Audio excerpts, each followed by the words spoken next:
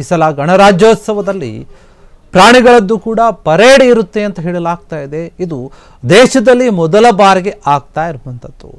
ಗಣರಾಜ್ಯೋತ್ಸವ ಏನು ನಡೆಯುತ್ತೆ, ಅದರಲ್ಲಿ ಕೆಂಪುಕೋಟೆಯಲ್ಲಿ ಪರೇಡ್ ನಡೆಯುತ್ತಲ್ಲ, ಅದರಲ್ಲಿ ಈ ಬಾರಿ ಪ್ರಾಣಿಗಳು ಕೂಡ ಕಾಣಿಸ್ಕೊಳ್ತಾ ಇವೆ. ಈ ರೀತಿಯಾಗಿ ಕೇಂದ್ರ ಸರ್ಕಾರ ಒಂದು ಹೊಸ ಚಿಂತನೆಯನ್ನು ಮಾಡಿದೆ. ಇದು ದೇಶದ ಇತಿಹಾಸದಲ್ಲಿನೇ ಮೊದಲು ಅಂತ ಹೇಳಲಾಗ್ತಾ ಇದೆ. ದೇಶದ ರಕ್ಷಣೆಯಲ್ಲಿ ಪ್ರಾಣಿಗಳ ಕೊಡುಗೆ ಇದೆ ಸಾಕಷ್ಟು. ಹೀಗಾಗಿ ಅದನ್ನು ಕೂಡ ಪರಿಗಣಿಸಿ ಸರ್ಕಾರ ಈಗ ಈ ರೀತಿಯಾಗಿ ಸ್ಥಾನಮಾನವನ್ನು ಕೊಡೋಕೆ ಮುಂದಾಗಿದೆ. ನಾವು ಇಷ್ಟು ದಿನ ಒಂದು ಗಣರಾಜ್ಯೋತ್ಸವದಲ್ಲಿ ಪರೇಡ್ನಲ್ಲಿ ಬೇರೆ ಬೇರೆ ಒಂದು ಏನದು ಆರ್ಮಿಯವರನ್ನು, ಪೊಲೀಸ್ ಇಲಾಖೆಯವರನ್ನ, ಬೇರೆ ಸಂಬಂಧಪಟ್ಟ ಹಾಗೆ ಆ ವರ್ಗಕ್ಕೆ ಯಾರ್ಯಾರು ಇರ್ತಾರೆ, NCC, ಈ ರೀತಿಯಾಗಿ ಗುಂಪುಗಳನ್ನು ನೋಡ್ತಾ ಇದ್ವಿ. ಮತ್ತು ಕಲೆ ಸಂಸ್ಕೃತಿಯ ಒಂದು ಲೆಕ್ಕಕ್ಕೆ ಬಂದರೆ ಆ ರೀತಿಯ ಒಂದು ಗುಂಪುಗಳು ಕೂಡ ಇತ್ತು. ಇನ್ನು ಬೇರೆ ಬೇರೆ ರೀತಿಯಾಗಿ ರಾಜ್ಯಕ್ಕೆ ಸಂಬಂಧಪಟ್ಟ ಹಾಗೆ ರಾಜ್ಯವನ್ನು ಪ್ರತಿನಿಧಿಸುವಂತಹ ಸ್ತಬ್ಧ ಚಿತ್ರಗಳು ಕೂಡ ಹೋದ ಪರೇಡ್ನಲ್ಲಿ ಬರ್ತಾ ಇದ್ವು. ಆದರೆ ಈ ಬಾರಿ ಪ್ರಾಣಿಗಳನ್ನು ಕೂಡ ತರಬೇಕು, ಅದರ ಪರೇಡನ್ನು ಕೂಡ ನಡೆಸಬೇಕು ಅಂತ ಹೇಳಿ ಕೇಂದ್ರ ಸರ್ಕಾರ ಚಿಂತನೆಯನ್ನು ಮಾಡ್ತಾ ಇದೆ ಈ ಒಂದು ವಿಚಾರವಾಗಿ. ಹೀಗಾಗಿ ಈ ಸಲ ಏನು ನಡೆಯುತ್ತೆ ಗಣರಾಜ್ಯೋತ್ಸವ, ಅದರಲ್ಲಿ ಪ್ರಾಣಿಗಳ ಪರೇಡ್ ಇರುತ್ತೆ. ಇದು ಮೊದಲ ಬಾರಿಗೆ ನಡೆಸ್ತಾ ಇರುತ್ತದೆ. ಯಾಕಂದರೆ ಕರ್ತವ್ಯ ಪಥದಲ್ಲಿ ಇದು ಸೇನೆಯ ಒಂದು ಪ್ರಾಣಿಗಳು ಕೂಡ ಪಥಸಂಚಲನವನ್ನು ಮಾಡುತ್ತವೆ. ಬರೀ ಪೊಲೀಸ್ ಇಲಾಖೆ, ಆರ್ಮಿ ಇವರು ಪಥಸಂಚಲನ ಮಾಡ್ತಾ ಇದ್ರಲ್ಲ, ಈಗ ಇಲ್ಲ.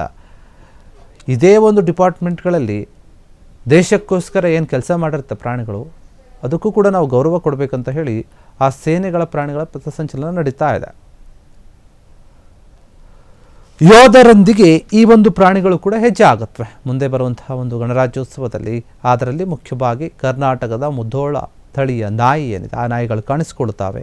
ಮತ್ತು ಅವಳಿ ಡುಬ್ಬದ 2 ಬ್ಯಾಕ್ವಿಟೀರಿಯನ್ ಒಂಟೆಗಳೇನಿರುತ್ತೆ, ಆ ಒಂಟೆಗಳು ಕೂಡ ಇರ್ತವೆ ಅಂತ ಹೇಳಲಾಗ್ತಾ ಇದೆ. ಹೀಗಾಗಿ ಇದಕ್ಕೆ ಸಂಬಂಧಪಟ್ಟ ಹಾಗೆ ಮುಂದಿನ ದಿನಗಳಲ್ಲಿ ಅಥವಾ ಗಣರಾಜ್ಯೋತ್ಸವದಲ್ಲಿ ಕಾಣಿಸ್ಕೊಳ್ತವೆ ಕೆಲವೊಂದು ಪ್ರಾಣಿಗಳೆಲ್ಲವೂ ಕೂಡ ಇರುತ್ತೆ ಅಂತ ಅದರ ಒಂದು ಲೀಸ್ಟನ್ನು ಕೂಡ ಹೇಳ್ತಾ ಇದೆ ಕೇಂದ್ರ ಸರ್ಕಾರ. ಇನ್ನೊಂದು ರಾಜ್ಯ ಸರ್ಕಾರದಿಂದ ಈ ಒಂದು ವಿಚಾರವಾಗಿ ಯೋಚನೆ ಮಾಡೋದು. ಅದು ಸದ್ಯಕ್ಕಂತೂ ಈಗ ಗಣರಾಜ್ಯೋತ್ಸವದಲ್ಲಿ ಏನು ದೆಹಲಿಯಲ್ಲಿ ಕೆಂಪುಕೋಟೆಯಲ್ಲಿ ಒಂದು ಆಚರಣೆ ನಡೆಯುತ್ತೆ, ಅದಕ್ಕೆ ಸಂಬಂಧಪಟ್ಟ ಹಾಗೆ ಪ್ರಾಣಿಗಳು ಕೂಡ ಪರೇಡ್ನಲ್ಲಿ ಕಾಣಿಸ್ಕೊಳ್ತಾ ಇವೆ. ಒಂಟೆ, ಆನೆ, ಹದ್ದು, ಈ ರೀತಿಯಾಗಿ ಪ್ರಾಣಿಗಳು ಇರ್ತವೆ ಅಂತ ಹೇಳಲಾಗ್ತಾ ಇದೆ. ಇದರಲ್ಲಿ ನಾವು ನೋಡೋದಾದ್ರೆ ನೋಡಿ, ಹೊಳೆ ಡುಬ್ಬದ ಒಂದು ಒಂಟೆಗಳೇನಿದೆ, ಆ ಒಂಟೆಗಳು ಸುಮಾರು 250 kg ಭಾರವನ್ನು ಹೊತ್ತು ದುರ್ಗಮ ಸ್ಥಳಗಳಲ್ಲಿ ಸಾಗುತ್ತವೆ. ಅದು ಸೇನೆಗೆ ಸಹಾಯವನ್ನು ಮಾಡ್ತವೆ, ಇವು ಸುಲಭವಾಗಿ ಹೋಗ್ತವೆ.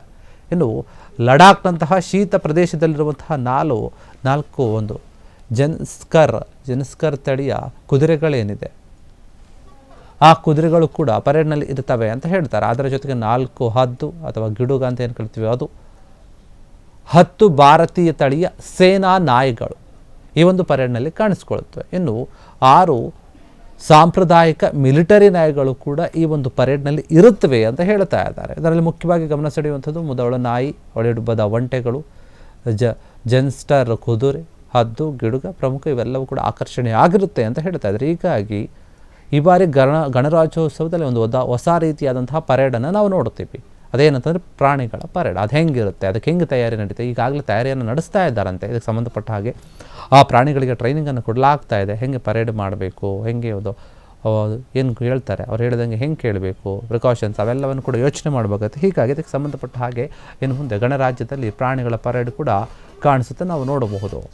ಕ್ಷಣ ಕ್ಷಣದ ಸುದ್ದಿಗಳಿಗಾಗಿ ಫ್ರೀಡಂ ಟಿವಿ ಸಬ್ಸ್ಕ್ರೈಬ್ ಮಾಡಿ, ಲೈಕ್ ಮಾಡಿ ಹಾಗೂ ಫಾಲೋ ಮಾಡಿ.